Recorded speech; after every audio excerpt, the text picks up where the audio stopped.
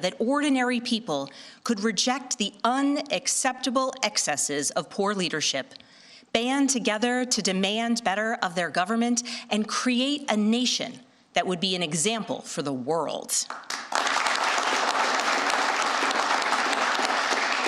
And this year, as we celebrate 250 years since America declared our independence from tyranny, I can think of no better place to speak to you as we reflect on the current state of our union. Tonight, as we watched our nation's lawmakers gather for a joint session of Congress, we did not hear the truth from our president. So let's speak plainly and honestly. And let me ask you, the American people watching at home, 3 questions. Is the president working to make life more affordable for you and your family? Is the president working to keep Americans safe both at home and abroad? Is the president working for you? As I campaigned for governor last year, I traveled to every corner of Virginia, and I heard the same pressing concern everywhere. Costs are too high in housing, healthcare, energy, and childcare. And I know these same conversations are being had all across this country. Because since this president took office last year, his reckless trade policies have forced American families to pay more than $1,700 each in tariff costs. Small businesses have suffered, farmers have suffered, some losing entire markets. Everyday Americans are paying the price. And even though the Supreme Court struck these tariffs down 4 days ago, the damage to us, the American people, has already been done. Meanwhile, the president is planning for new tariffs, another massive tax hike on you and your family. And Republicans in Congress, they remain unwilling to assert their constitutional authority to stop him. They're making your life harder. They're making your life more expensive. They're even making it more difficult to see a doctor. Rural health clinics in Virginia and across the country are already closing their doors thanks to the so-called One Big Beautiful Bill, championed by the president and Republicans in Congress. And tonight, the president celebrated this law, the one threatening rural hospitals, stripping healthcare from millions of Americans and driving up costs in energy and housing, all while cutting food programs for hungry kids. But here in Virginia, I am working with our state legislature to lower costs and make the Commonwealth more affordable. And it's not just me. Democrats across the country are laser focused on affordability in our nation's capital and in state capitals and communities across America. In the most innovative and exceptional nation in the history of the world, Americans deserve to know that their leaders are focused on addressing the problems that keep them up at night. Problems that dictate where you live, whether you can afford to start a business or whether you have to skip a prescription in order to buy groceries. So I'll ask again, is the president working to make life more affordable for you and your family? We all know the answer is no. I grew up in a house of service. My mother was a nurse, and my father was a career law enforcement officer. I began my career by following in my father's footsteps as a federal agent, working money laundering and narcotics cases.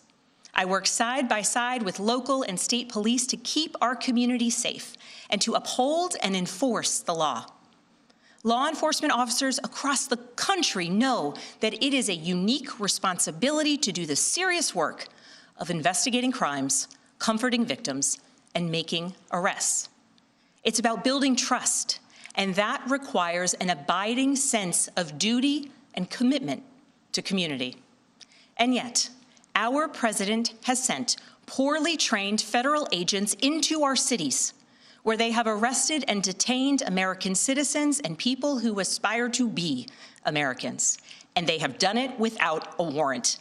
They have ripped nursing mothers away from their babies. They have sent children, a little boy in a blue bunny hat, children to far-off detention centers, and they have killed American citizens in our streets.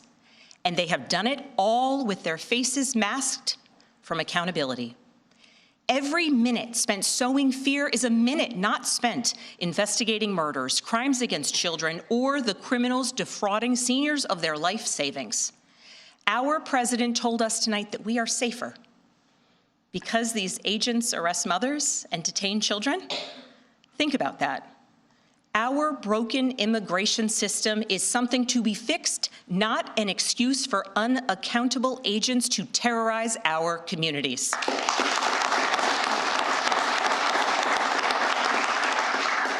After working in law enforcement, I continued my career of service as a CIA officer, working undercover to protect the United States and our allies from global threats, terrorism, nuclear weapons, and the aggression of adversarial nations around the globe.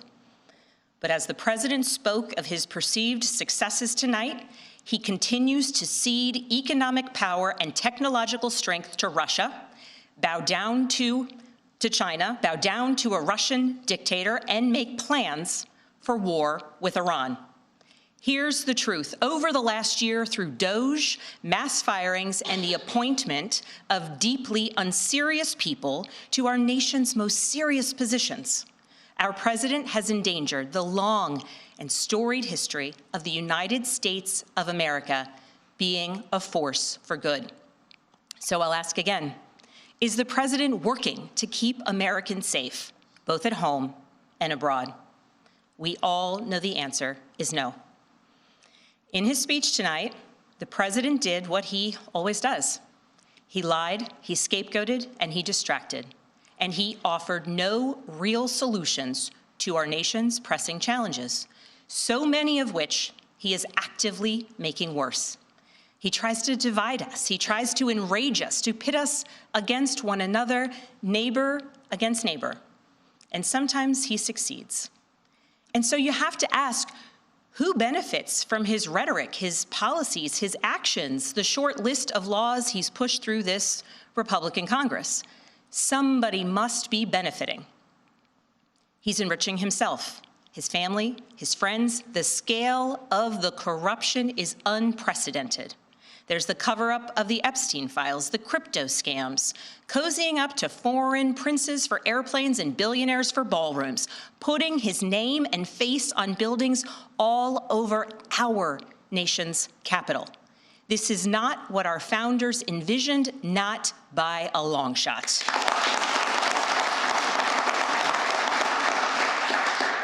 So I'll ask again, is the president working for you? We all know the answer is no. But here's the special thing about America. On our 250th anniversary, we know better than any nation what is possible when ordinary citizens, like those who once dreamed right here in this room, reject the unacceptable and demand more of their government. We see it in the determination of students organizing school walkouts all across the country, whose voices are becoming so powerful that the governor of Texas seeks to silence them. We see it in the bravery of Americans in Minnesota standing up for their communities, from peacefully protesting in sub-zero temperatures to carpooling children to school, so that their immigrant parents are not ripped away from them in the parking lot. As a mother of 3 school-aged daughters, I am inspired by their bravery, but I am sickened that it is necessary. And Americans across the country are taking action. They are going to the ballot box to reject this chaos. With their votes, they are writing a new story, a more hopeful story. In November, I won my election by 15 points.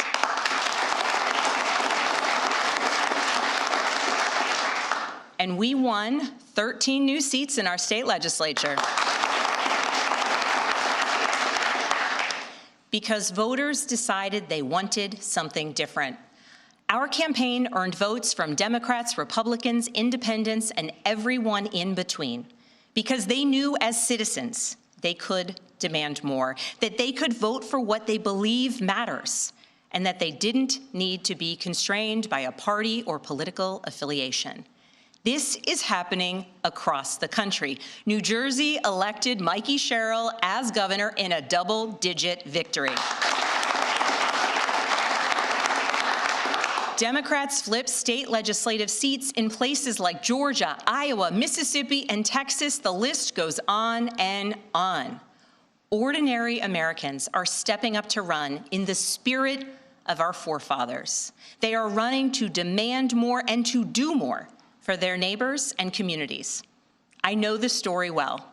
I first ran for office in 2018 alongside dozens of other Democrats who did the seemingly impossible, flipping 41 seats in Congress. In my case, I was the first Democrat elected in 50 years, swinging our district 17 points. Those who are stepping up now to run will win in November because Americans, you at home, know you can demand more, and that we are working to lower costs. We are working to keep our communities and our country safe, and we are working for you.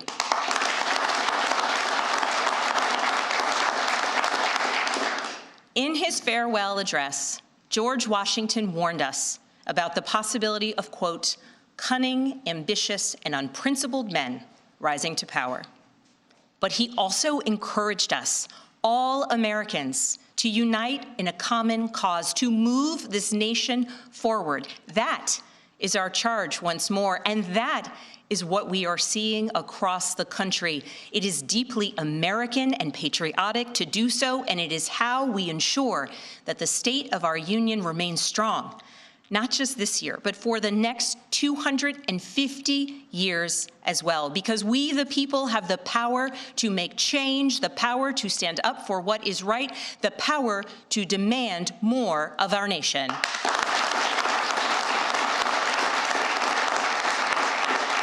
May God bless the Commonwealth of Virginia, and may God bless the United States of America.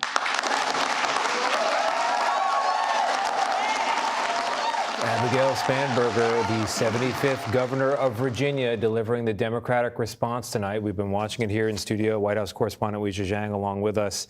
It's a difficult job. She's out of prime time. The president made sure of that. How'd she do? Well, Governor Spanberger won in November, and her victory was a real wake-up call for Republicans and for the Trump administration. And it is remarkable that she is now taking the two issues that President Trump used to win just a short time before her victory to turn it on its head and appeal now to voters to say, look, he might have won on promising the economy would get better and that his immigration policies would make you as Americans feel safer and more secure. But she's asking a simple question. Has he followed through? And she is arguing that the answer is no. Bob, you were watching. Oh, Major, yeah. Tony, real quick. Our polling unit has two symmetrical numbers that I think help us put the whole evening in context. Party affiliation of those planning to watch the State of the Union, 27% independents. Could Trump change your mind about him during the State of the Union? Might change my mind, 27%. Those independents are those whose minds might be changed. That's what the contrast for the Trump was about tonight. So the contrast provided by Governor Spanberger is about trying to find those points of contrast and interest and motivation for those lightly attached nonpartisans who are tuning in and calling themselves independents and who might, according to our poll, change their mind. Lightly attached nonpartisans, also somewhat of endurance athletes if they're with us from the beginning of 8 o'clock. Hour, exactly. 8 o'clock coverage straight through.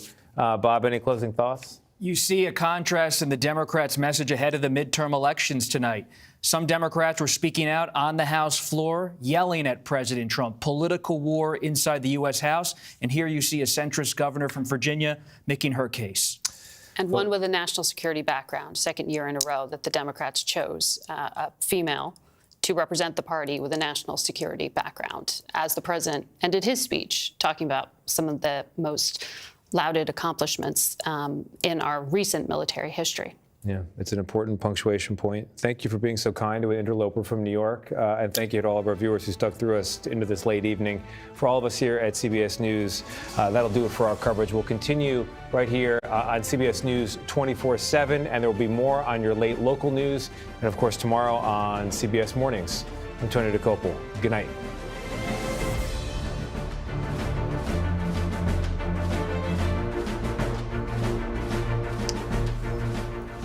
And we are back. CBS News coverage.